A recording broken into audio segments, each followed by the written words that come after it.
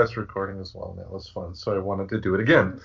Welcome to another episode of Friends Talking Nerdy. This is Tim Jasmine. With me, I have the greatest legal mind of the Pacific Northwest. I have Professor Aubrey, and I also have my adopted sister, Colleen. How are you both doing? Doing good. Very good. All right. We are here for another episode of our book club. And since you were the one who picked it for this month, tell folks a little bit about what we are going to be talking about, Professor. Okay, so hi everybody. This week or this month, Your teacher voice, yeah. We are talking about Daisy Jones and the Six, which is a novel by Taylor Jenkins Reid, and yeah, that's what it is. Do you have a brief summary? It is the story of a band in the 1970s and all of the trials and tribulations that they go through. All right. Now, we have all read the book here. One thing I like to ask when we do any sort of type of review on the show, starting out, is just general overall impressions, without mentioning anything specific, because we're going to get into that. But what are the general impressions? We'll start off with Colleen. Well, overall, I liked it. And I think that what shows me that I liked it is I couldn't put it down, which not all books do that for me. And I think it did a pretty good job of growing the characters, developing the characters, and I just enjoyed it. Not much else to say besides that.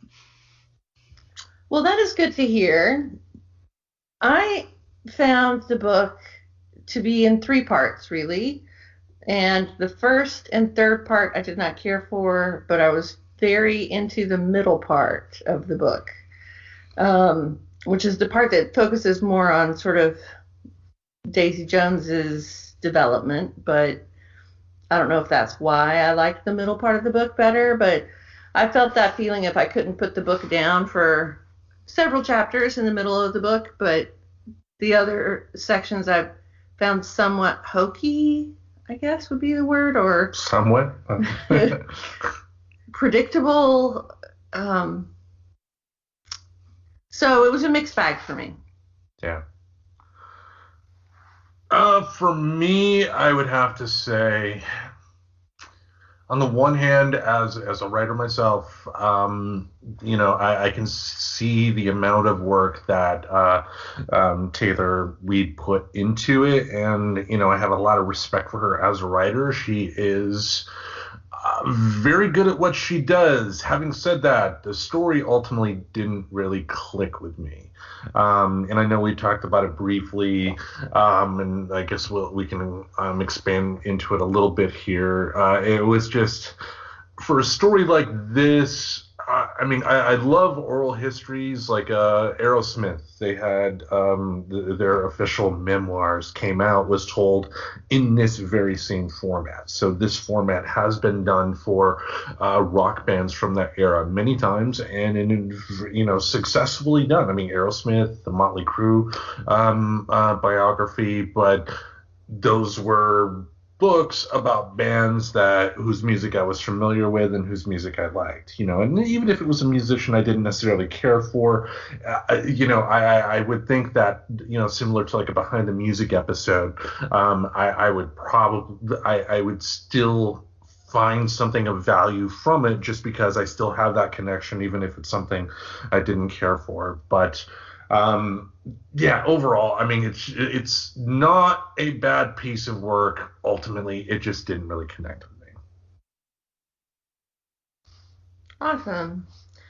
So now we'll turn to the book club questions. Dun, dun, dun. Bum, bum, bum. And we'll start with you, Tim, this time. What was your favorite part of the book?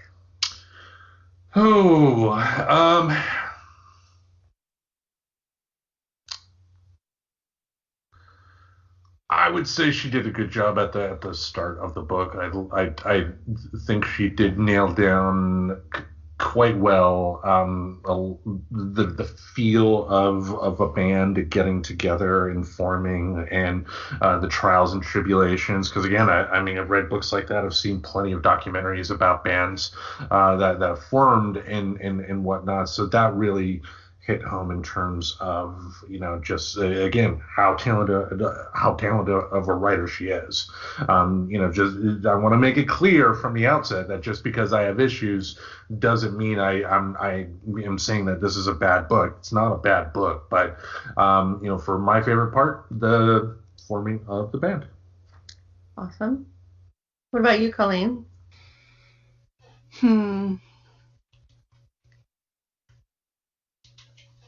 I'm not sure I had one specific favorite. I mean, I think I have favorite characters, but not really a favorite part. So Who was your favorite character? the pianist, probably. Karen? Yeah, Karen.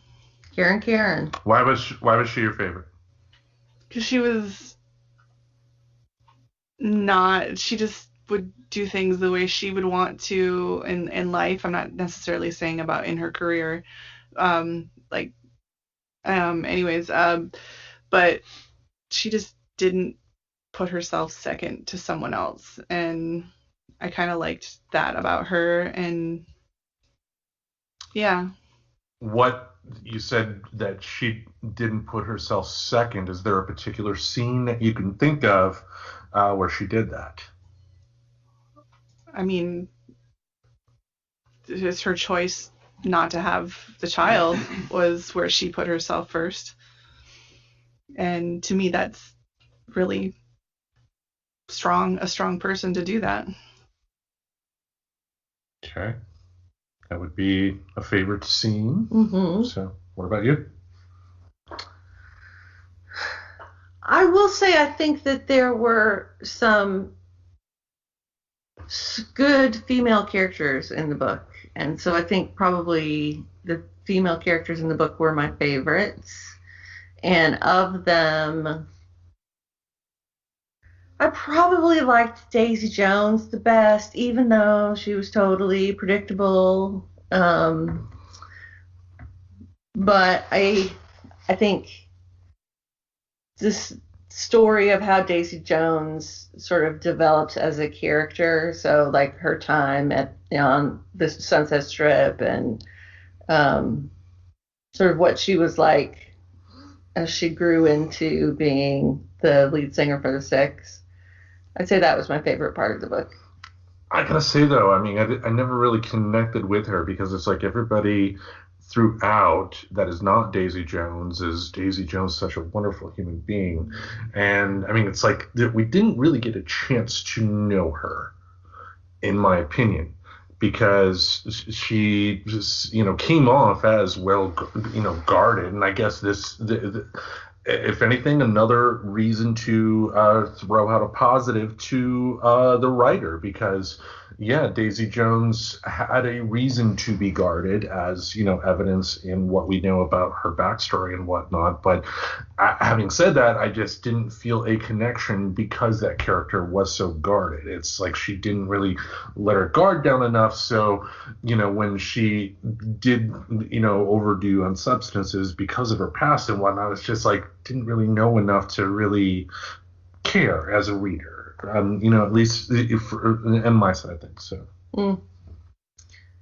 Interesting. What did you think about Daisy Jones, Colleen? Because I'm wondering whether there's a gender difference in how people might perceive her. I think the character was kind of shallow, and I do think she didn't grow very much in the story. It was mainly like the last 5 minutes of the whole story. It's like most of her growing happened after the wife was like, leave, and it happened off stage. Right, then it's like catch up. The last 20 years I've been doing meditation and yoga and adopting children and cats, and everything's great. Yeah. I've got 12 cats and 6 children. It's wonderful. I mean, it's typical. The character's substance abuse is pretty typical of people who have addictions like that, is they're trying to hide the emotional side, and if they're hiding it even from themselves, you can't really tell who they really are. So in that sense, maybe that was really the point of the character, like that part of the character of her being hidden from people. But if you hide anything in terms of what we need as readers to be able to connect with a particular character until the very last scene of your book, how does that grab people though? I mean, and I don't know, again, that's probably just my mindset coming to it. I'm probably just being a stickler, but I just, there was a standoffishness to Daisy that I just never really could connect with her. Maybe I just saw that what she was going through from what the writer said, or whatever the artist, obviously wasn't the writer, but the what was being shared. There was stuff beneath the surface that, like, I didn't hate Daisy. I would say she's probably, I don't know if I like her less than the wife or not, but it's kind of back and forth for the two of them for me. But I think it was more of the under the surface stuff. So I guess if you weren't drawn in the first place, maybe you didn't see that under the surface stuff or care to think about the under the surface stuff. I don't know. What were you gonna say, Aubrey? Were you gonna say something? That's where I was thinking there might be some gender difference, because I think that women and men may experience, or people who present as women or present as men experience things differently. So there's like a whole bunch of context to some stuff that was going on with Daisy Jones from the time that she was like hit puberty, right? That maybe female identified people would commiserate with on a level that you wouldn't connect with automatically. You think I'm that pretty?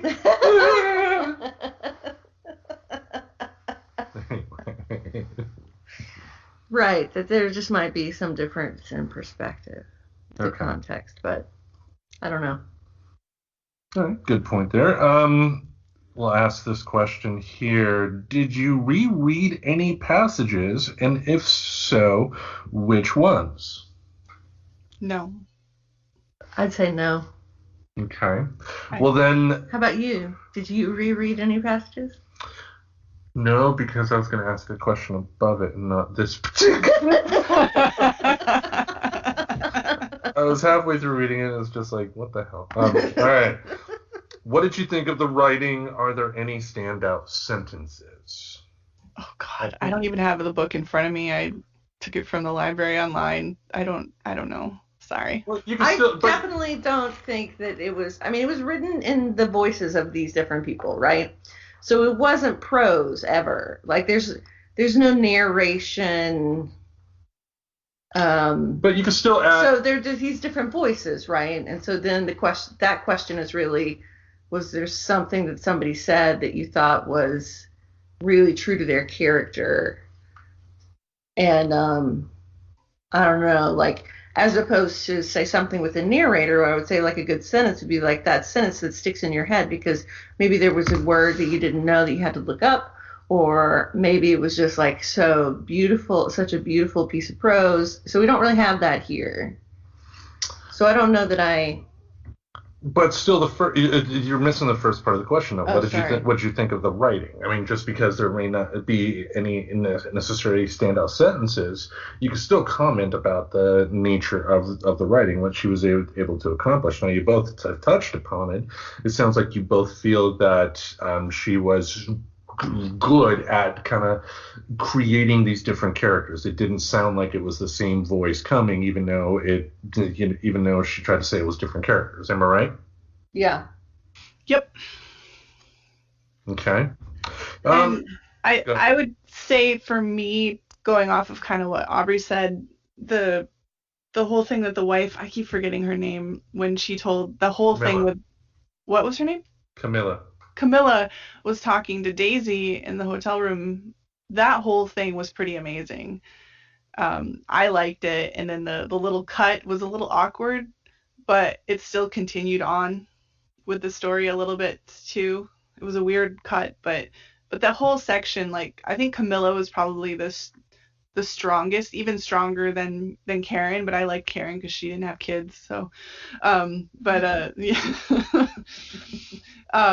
I think that whole Camilla's part was the one that comes to mind the most out of all of the book. You're gonna say something? Well, that little twist at the end.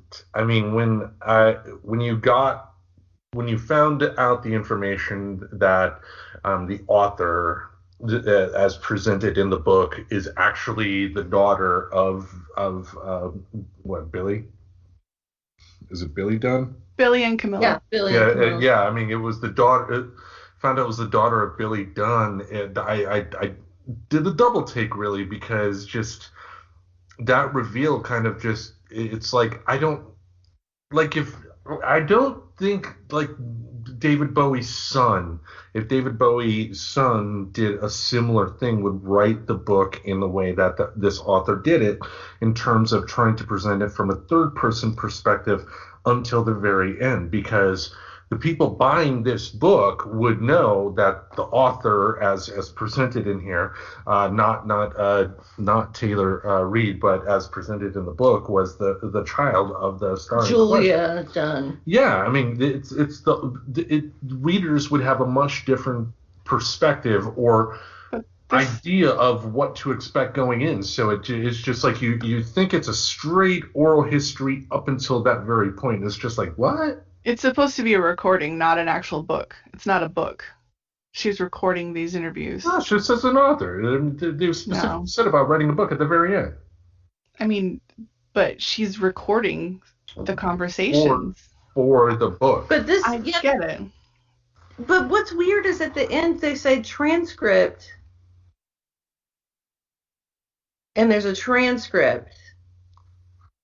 Well, there are other books like this. Like, there's one from Tom Shales, who did an oral history on Saturday Night Live, and it's like he had raw interviews that he'd be able to get a transcript from, but what he would do with those interviews that he did with everybody is take the bits and pieces from the answers that he wanted to use to make the story that he did. It wasn't all a verbatim talk.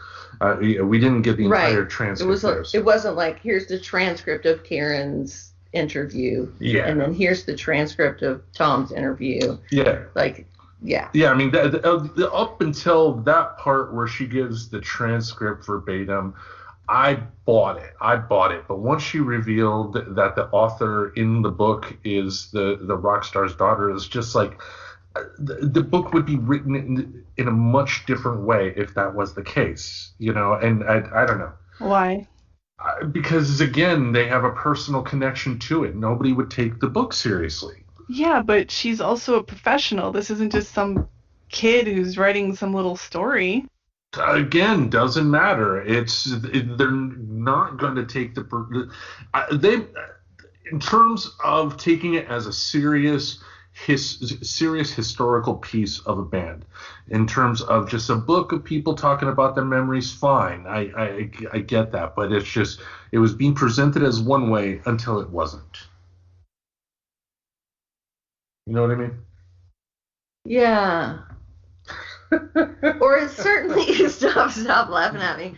I was just thinking about what you said, but the thing is, the opposite could also be true, because it's like looking back on what I thought of the book until I found that out. Would I have felt differently about the book had I known that it was written by the daughter of the lead singer of the band? And that scene was more poignant knowing that. Again, it's... Sorry to interrupt, Aubrey. No, I was done. I don't know. To me, though, it just, the placement at the absolute very end just screams of the author wanting a twist for twist's sake. I did feel that at the end. It felt like the rush to resolve everything, and that more time could have been spent But I was ready for the book to be over, so I was happy on that. On one hand, I was happy that it was telling me lots of information relatively quickly, but it felt like it didn't have its didn't get its due, the things that happened later on in the story. I think you all need to stop choosing stuff that has twists, okay? All right. Yeah, why? Because it's just like, really? What is it? Because even the last book that we read, it was like, what? What just happened? What? Like, something's missing from this page. And then this one's like, what? Wait, what? And it like gets you out of the mood of the story completely. So it's just, I don't know. What? What's so funny? If I did it, I would do it this way. I don't know. You don't know. What's the next question? So, did you find that your mood was impacted at all while you were reading the book? Like, was it a book that made you feel in a particular mood when you were reading it? How about you, Tim? It didn't elicit too many emotions from me. I mean, there were parts, again, at the beginning that the author was in a really good groove in terms of the band creation. If anything, like, if I had to compare it, it would be comparable to what Cameron Crowe did at the beginning of Almost Famous. Very, very spot on. And I think, too, maybe we should compare this book to that movie a little bit, because like I think Cameron Crowe in Almost Famous with the Stillwater, the band, didn't focus too much on going too much into the songs, whereas this book did. But yeah, I don't know. What do you think? Sorry, I was reading something. I forgot what you asked. Oh, that's okay. I just asked, like, did you feel in a particular mood from reading the book? Like, did it make you cheerful or angsty, or how was your mood affected by the book, if at all? I mean, while I was reading it, I kind of let myself get into the story and like the emotions of the character, but it wasn't anything like it would go with the flow of the story itself. So nothing, yeah. So I guess, yes, it did, but nothing that pops out of my head. Nothing too happy, then? I don't think the story is a happy story. Not a happy story. At all. Well, it's not necessarily a sad story either. It's just a story. And, everybody has positive and negative things that happen in their life, and it's just presenting it as it is. So, yeah, I mean, again, there are some good parts. There are parts that I enjoyed that made me feel good reading it in terms of, oh, I enjoyed this part. I can't believe how much I read. That type of deal. Mm-hmm. So, what about you? What about me? That same question, mood question? Yes. Because you never answered that. It definitely didn't make me feel cheerful. It definitely didn't. Because there's, like, always conflict and angst happening in it. Or, massive drug abuse or drunk driving or like all the bad things that happened in the 70s. Now, we did talk a little bit about this earlier. If this were a book, an oral history of Fleetwood Mac, would you have felt the same way, or would it be kind of the whole starstruck, these are my heroes and these are legendary stories? Yeah, I mean, I and we talked a little bit about this because there is so much work that went into.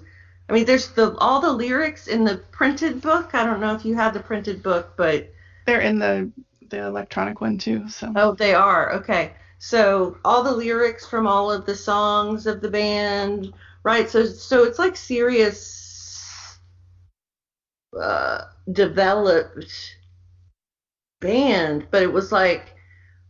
But I don't care what the lyrics to some made-up song were, or I don't care when they start talking about the songs very specifically about like the rhythm, or we chose this instrument, or here's how it reads like a making of the band or behind the album kind of script.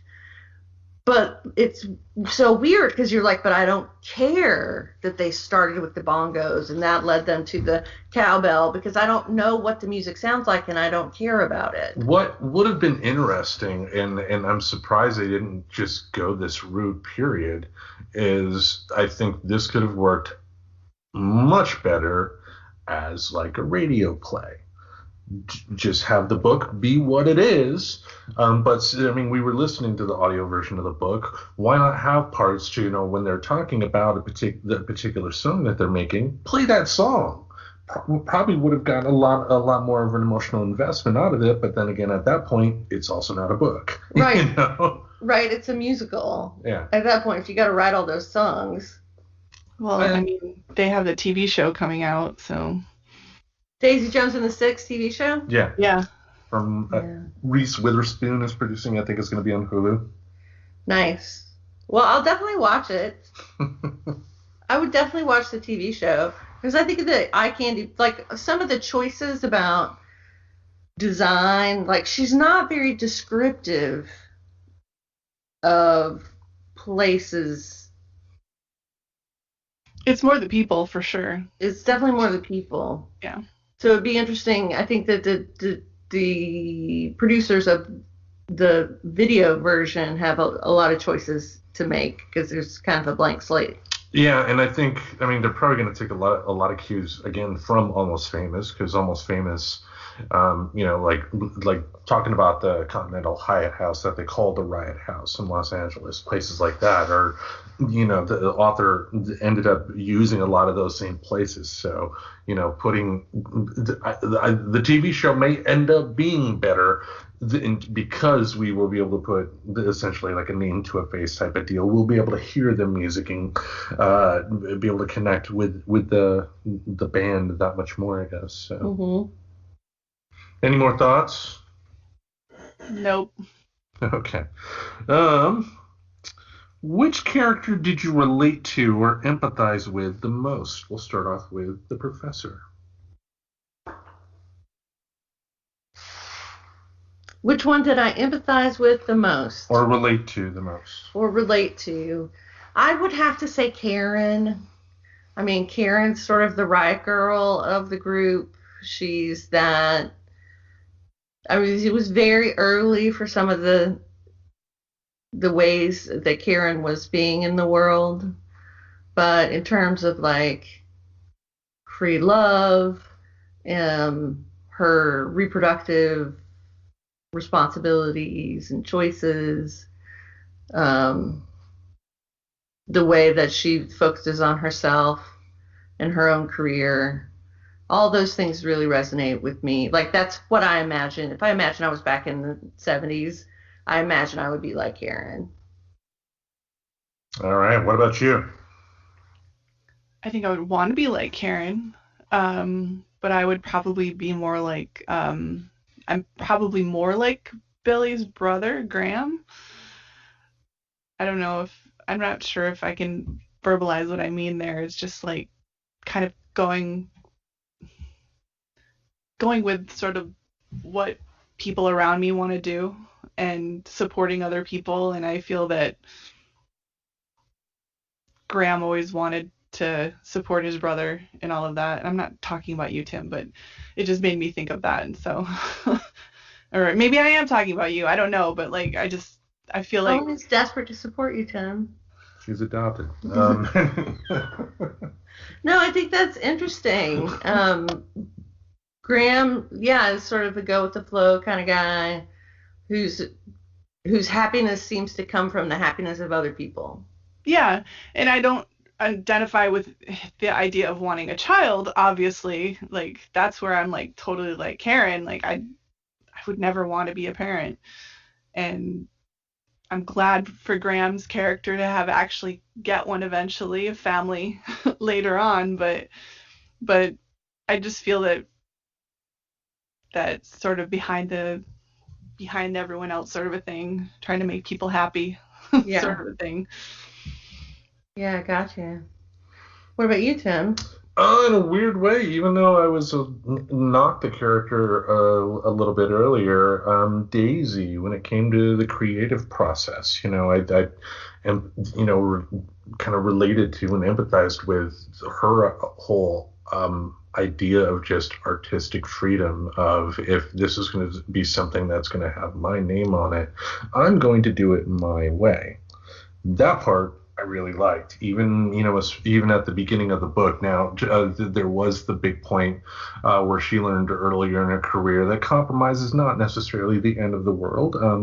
She talked about, I think it was like her first album didn't work out the way she wanted, but she was able to learn some lessons from that, and that allowed her the freedom at the end to be able to go off and do the type of music that she ultimately wanted to do. So Daisy would be my choice.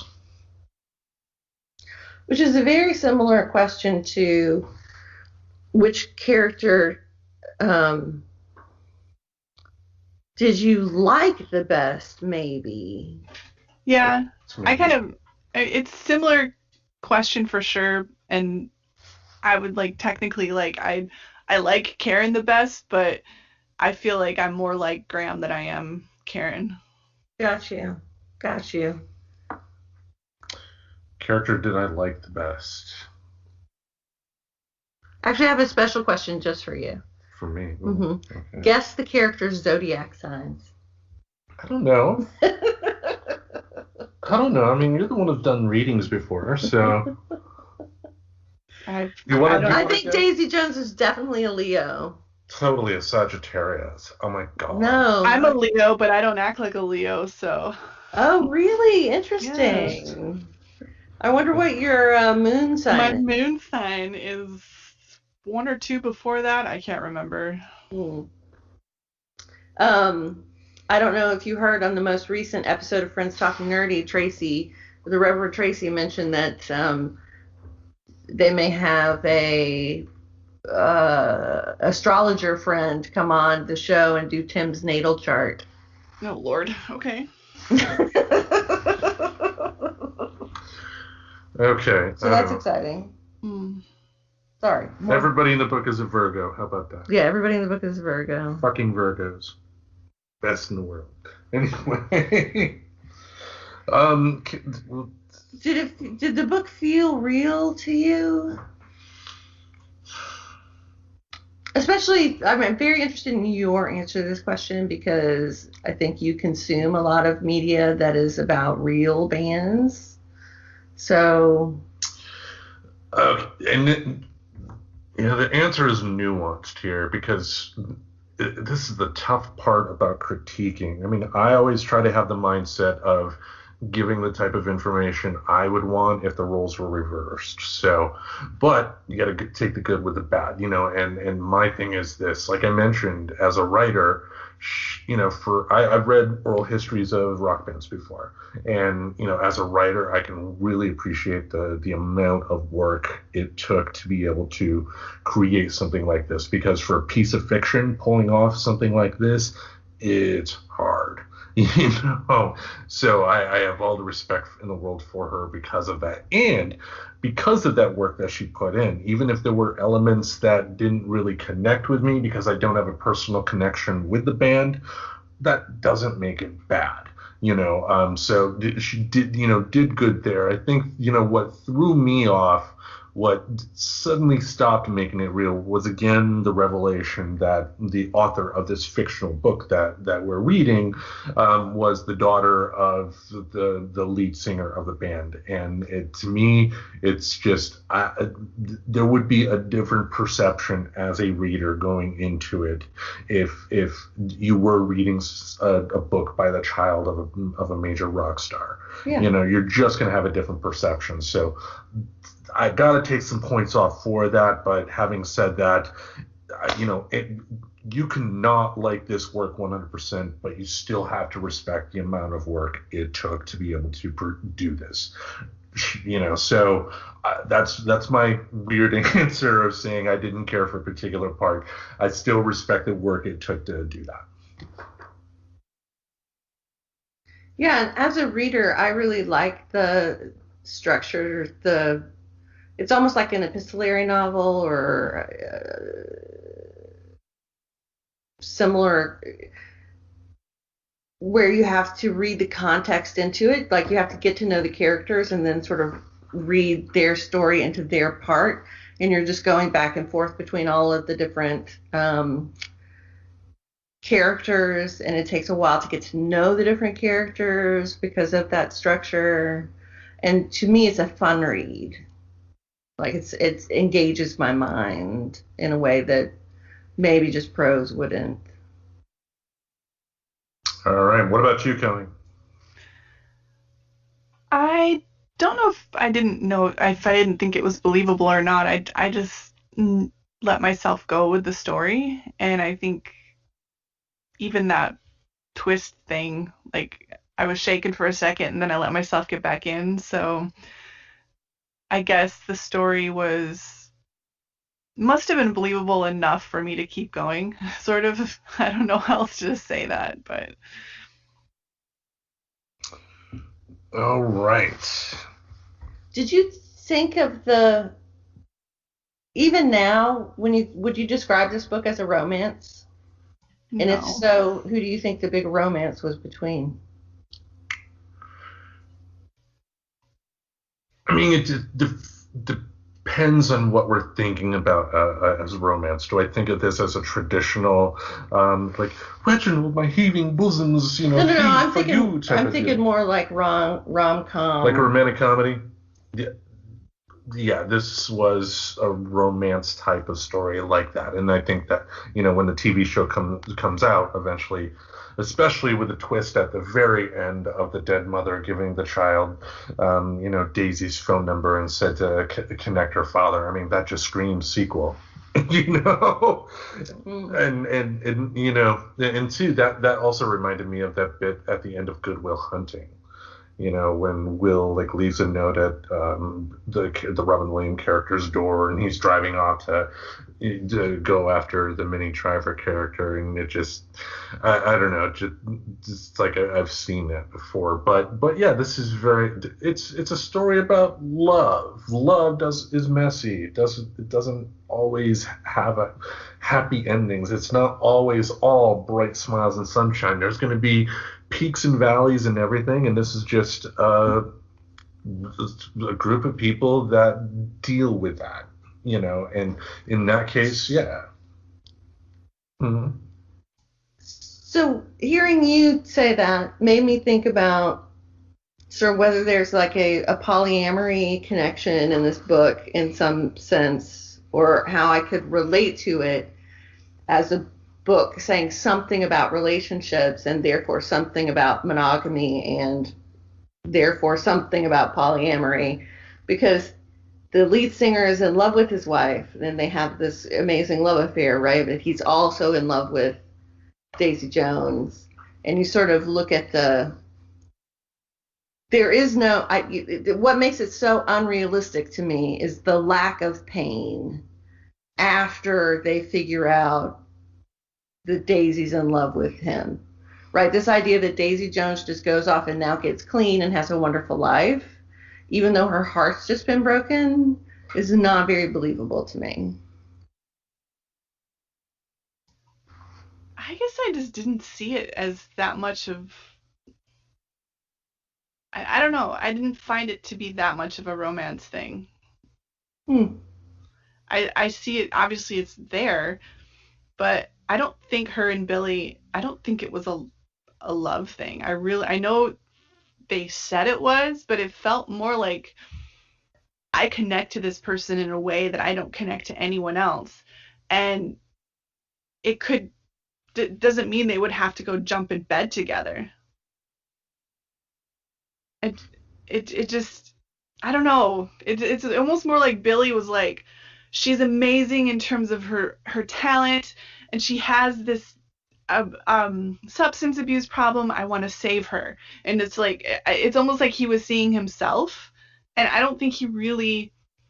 I just didn't see them together ever. Like even at the end of the story when the number was given to the daughter, it's like I don't think they would get together though. I really doubt it. And that's the thing. Once Daisy revealed that she was in love with Billy, I was just thinking, like, oh, that's new. Because they never really planted any sort of. I mean, they always. It was presented in the book that even similar to Fleetwood Mac, sometimes two people can realize for the sake of the band and their continued income, that they do have some creative chemistry that they can use for their financial betterment, but they don't want to talk. But I just, again, I didn't believe. I mean, maybe she thought she was, but it was never. I never believed for once that she had always had feelings for this guy. Feelings can come and go, and I'm not saying that Daisy's feelings, that she ultimately thought she loved him, were disingenuous. But I don't think she had any sort of long-term loving feelings for this Billy. I think they developed at a time when she was at her lowest, after she split up with that Italian prince guy. But it's not just that. Like, she had never gotten attention, and the deep artistic connection that the two of them had, that was something she never really had with someone before. I'm not sure if I'm making sense there. It's just, and like, he kept pushing her, and I think she liked the attention, and it was attention she never got in that way before. It wasn't like he wasn't wanting to get in her pants like all the other guys were, or into her wallet. What do you think? I'm conflicted about what I think about it, because I do see that, what Colleen is saying, that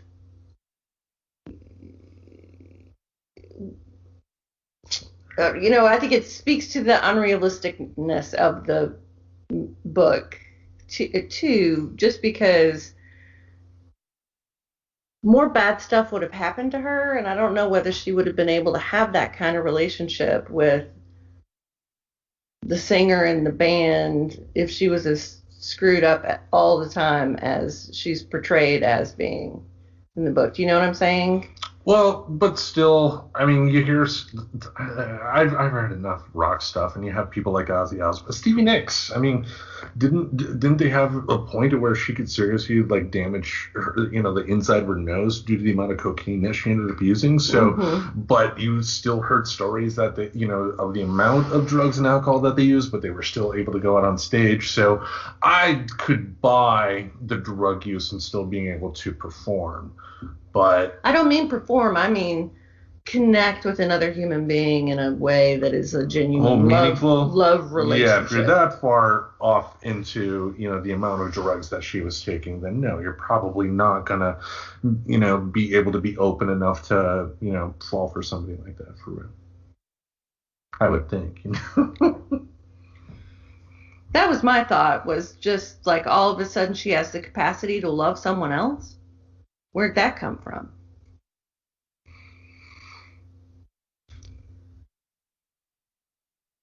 Any other thoughts about that? No. No. I think that's all I can speak on it right now. Is that better? Like, what do you want me to say? just no. Just let it be over. Oh my God. All right. Are there any characters you'd like to deliver a lecture to? If so, who and what would you say? Who's that fucking guitarist? I'm sorry. I want to smack him upside the head with a fucking guitar. Little Gibson upside his head a few times. He's a little whiny little bitch. This is Eddie that you're talking about? Yes. I hate him. I thought he was the comic relief, honestly. Like the disgruntled guitar player, like there's always one. Entitled little boy, just, ew. He was just gross, just, whiny little baby. Do you know many guitar players? Me? Ba-dum-bum. Yeah. I could relate to him though, because it's like I get that feeling of knowing what you can contribute, but not being in a spot to ever really be able to do that. I mean, a lot of that's my employment history up to this particular day. But but like I said, I can relate to that though. Just obviously he's talented, otherwise he wouldn't be there in that band. You know, a major rock band that's making that kind of money, they're not gonna have just any old slouch on stage.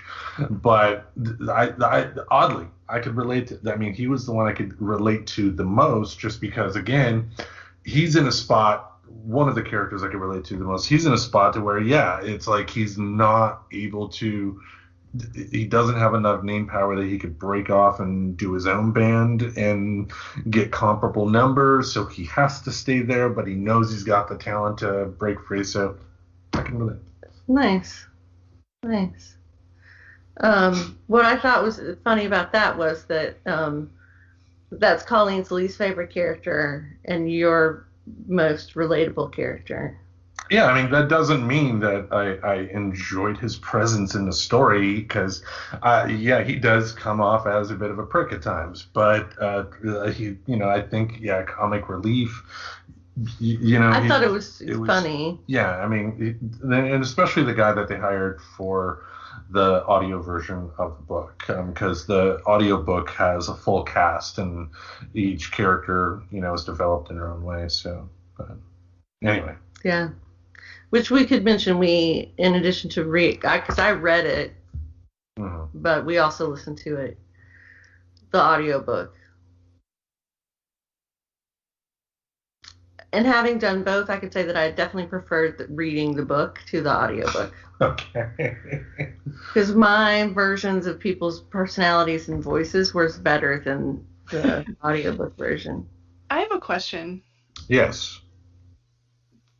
Is Billy's role in the band typical for these big bands, these major bands? The lead singer? Having control of every damn thing?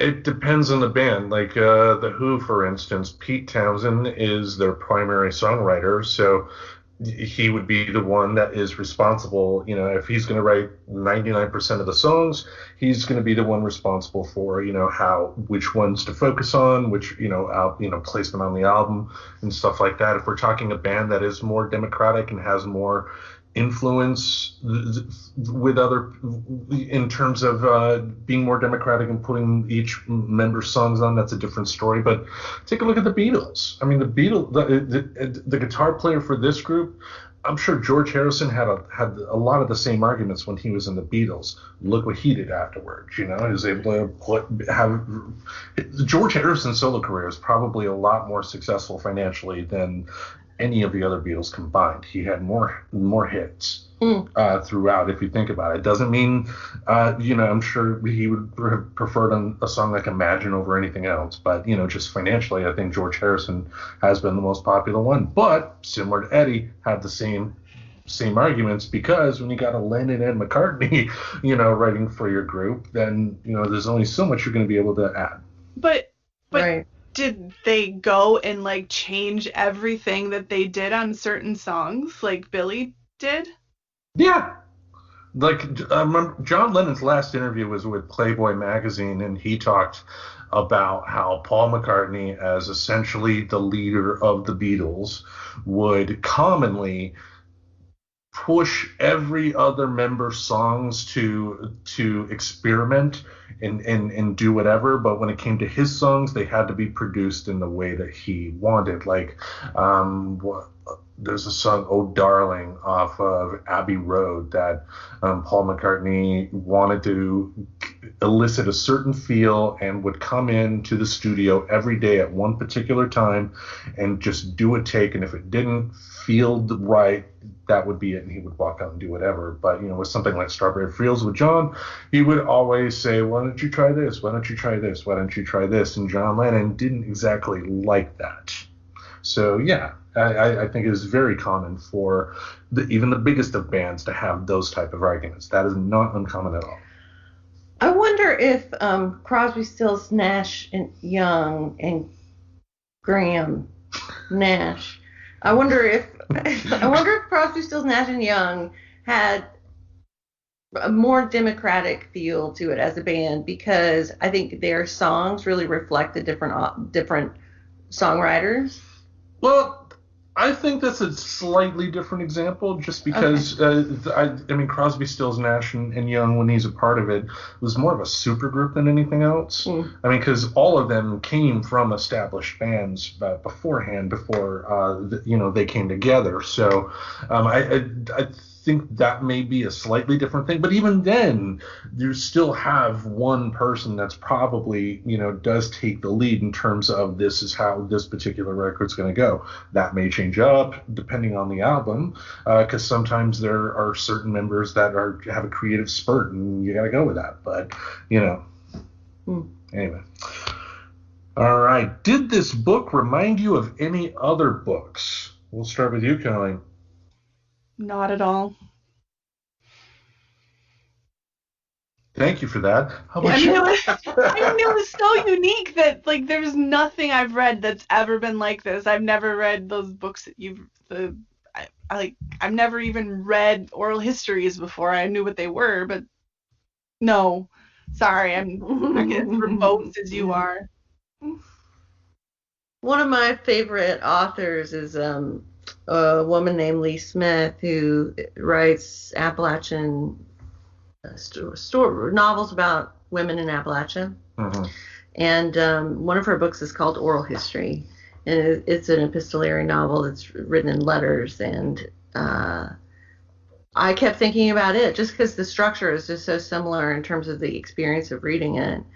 It was very similar to me to that one, and also that same thing of like how you find out. It's like when you pass letters or when you tell an oral history, the action is always happening.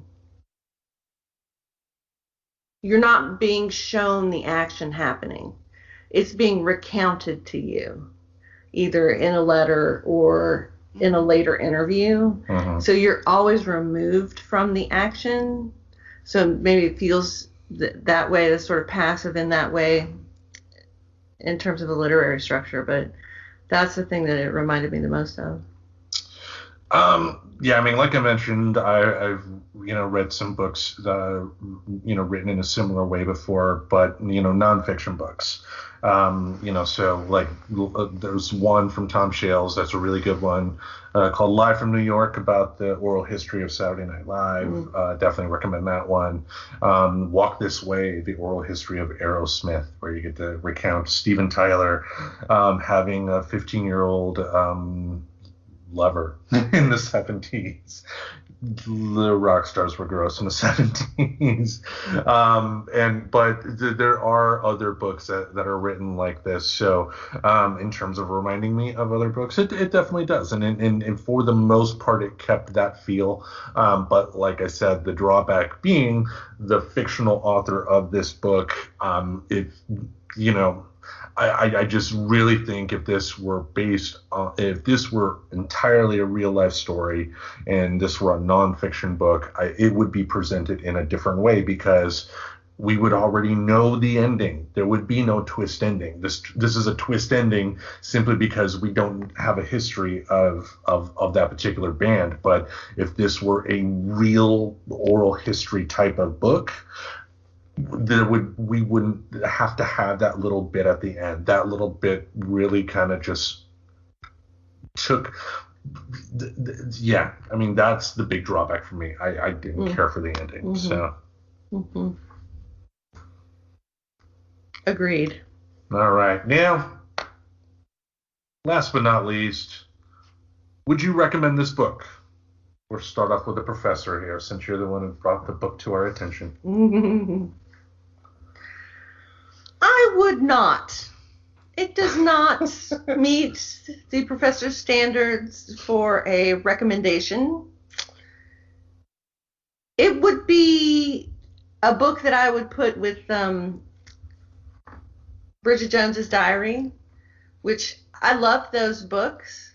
I loved them. I loved the book before I ever saw the movie, and I'm ashamed that I read them, and I would never recommend them to anyone. It's not good literature. You know what I'm saying? It's the potato chips of books. It's a guilty read. It's the potato chips of books. It's the beach book. It's the Chef Boyardee of books. Chef Boyardee of books. Okay. So I'm going with no. Now that I've made 6 people read it. Yeah, thank you for bringing that to our attention. What do you say, Colleen? Probably not. I prefer more unique stories, and I don't know. I just didn't relate to. I related to the people, but I want to hear stories that are not about people that look like me, because it sounds from.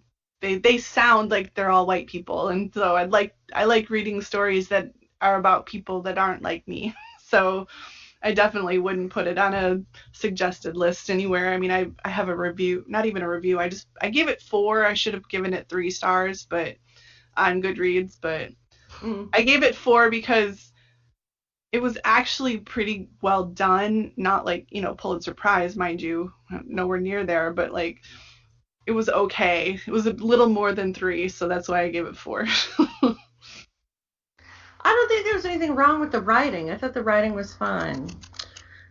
I just didn't think it was a very good book. I mean, but it's like me when it comes to talking about Beyonce or a Beyonce album. I don't care for her music, but that doesn't make her a bad musician. I would say this.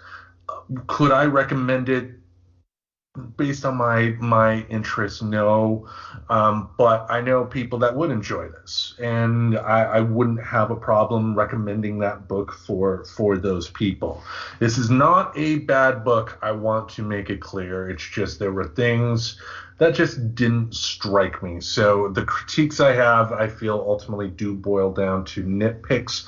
Apart from the ending, I think the ending. The ending. I think it was a mistake, just because of how it was presented. If David Bowie's son is writing an oral history about his father, he's not going to save. We're gonna get the twist at the very start of the book because we know who this is. This whole book relies upon that twist, and if it were a real life book, there would be no twist. So it fails for me. Yeah, I hear you. I think that is the primary problem with the book. It's the ending. Yeah.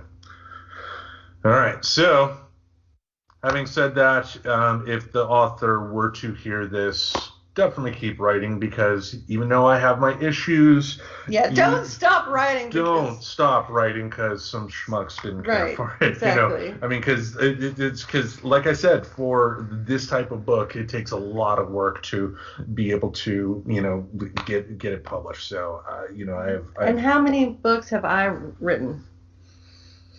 None. I've 0. written 3. And you've written 3. Yeah, so you have a lot more room to opine on whether. I mean, I just respect it. It's like the Lord of the Rings books. You don't have to be a fan of Tolkien to 100% respect the amount of work it took to be able to create those books. Right. But that is our book club selection for this month. Now, drum roll, please. We are going to reveal what our next book is going to be. It's going to be a graphic novel. It is March, Volume 1 from John Lewis. Are you familiar with that, Colleen? Nope, not at all. Sorry. She's like, what's a John Lewis? Do you know who John Lewis is? Nope. He's a civil rights leader. Oh. Representative John Lewis? I don't know. I didn't know he made a graphic novel. Sorry. Yes, his memoirs are the 3 volumes of this graphic novel. So we're going to read Volume 1, which page 1 starts off with him on the Edmund Pettus Bridge on that historic day more than 50 years Selma, ago. Yeah. Alabama. So yeah, March, Volume 1 from John Lewis. We will be discussing that on our next book club. And next week on Wednesday, on our regular podcast feed is going to be the debut of our Season 4 Big Mouth review. Yay! Yes, we've been recording some episodes for Patreon. One goal I had this year was kind of increasing our presence on Patreon to hopefully get some more patrons for the show. And one thing you got to do for that is provide something for people to watch. And so the Reverend Tracy and I have been collaborating, discussing our favorite episodes of discussing our thoughts on Season 4 of Big Mouth. And I know you've already heard some of the recordings. Do you have anything you would like to entice the audience about for next Wednesday when the Season 4 of Big Mouth review series hits? Well, I would just say that Big Mouth is awesome and amazing, and so it is great to get a deep dive into every episode in Season 4.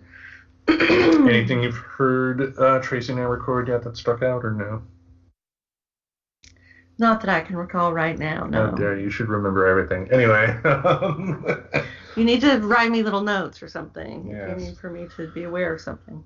All right, but yeah, like I said, Wednesdays, we are going to start having some content up on Wednesdays on the regular now on the podcast feed. So we hope you all will join us again next Wednesday for another episode of Friends Talking Nerdy. This is Tim Giles, my Professor Aubrey, and my adopted sister Colleen.